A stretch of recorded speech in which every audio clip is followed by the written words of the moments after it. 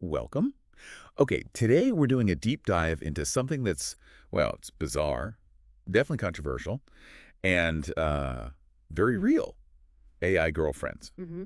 Our mission really is to pull out the key insights from all the material you shared just to get a handle on this, fascinating global thing that's happening. Mm, Okay, let's unpack this.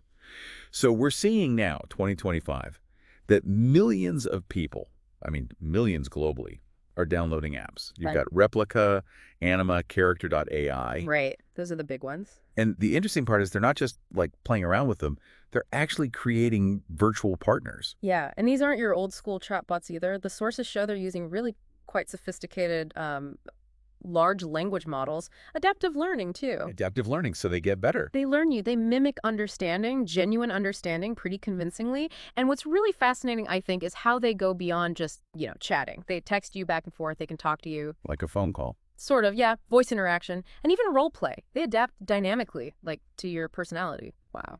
And well, if you're lonely, the material strongly suggests they can give this incredibly powerful illusion of love. It's really striking how users talk about. We found these stories, people celebrating anniversaries with their AI Anniversaries, right? or saying they've finally found the perfect partner. One person actually said, no fights, no expectations, absolutely no rejection. Hmm. It's like a dream I can finally control. I mean, that sounds incredibly appealing to a lot of people, doesn't it? It really does. And well, that leads straight to the big question, right? Is this actual connection, or is it just an illusion? A powerful one, maybe even a dangerous one? Dangerous how?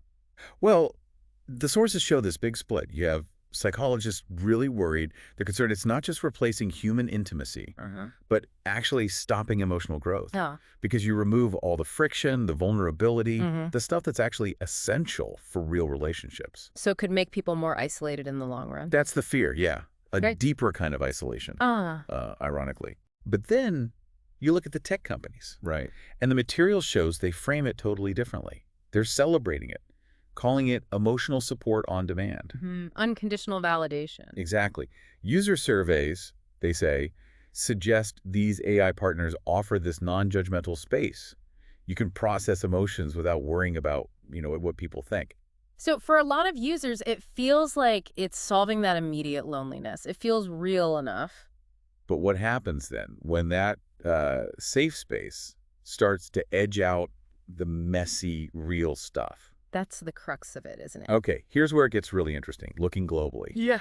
because the reactions are so different. Wildly different. In Japan, for instance, the sources mention people actually marrying their AI partners. Yeah, it's not just a handful either. Reports suggest there's a kind of cultural openness to it there.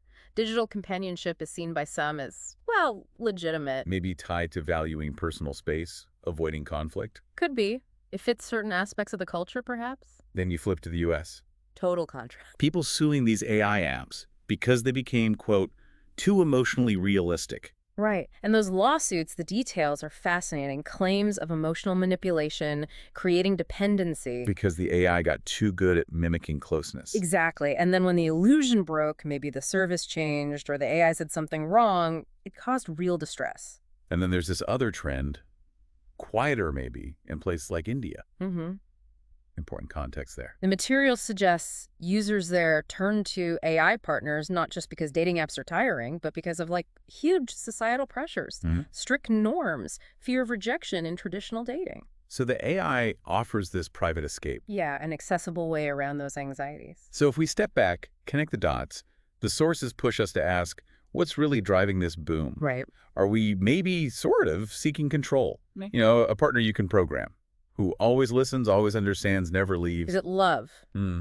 Or is it, what did that one commentary call it? An emotional vending machine. Oof.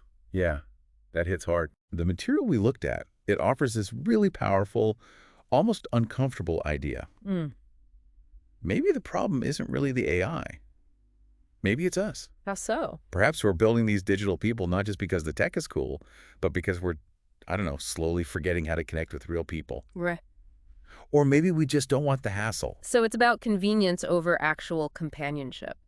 Could be. It might just boil down to that. So what does all this mean for us, for you listening? Well, it leaves us with a pretty heavy question to chew on, doesn't it? What actually happens when a whole generation starts growing up thinking that love is something on a screen? Mm. And that heartbreak, that's just deleting an app. Wow. Okay. A lot to think about there. Thanks for joining us on this deep dive. Keep pondering those insights.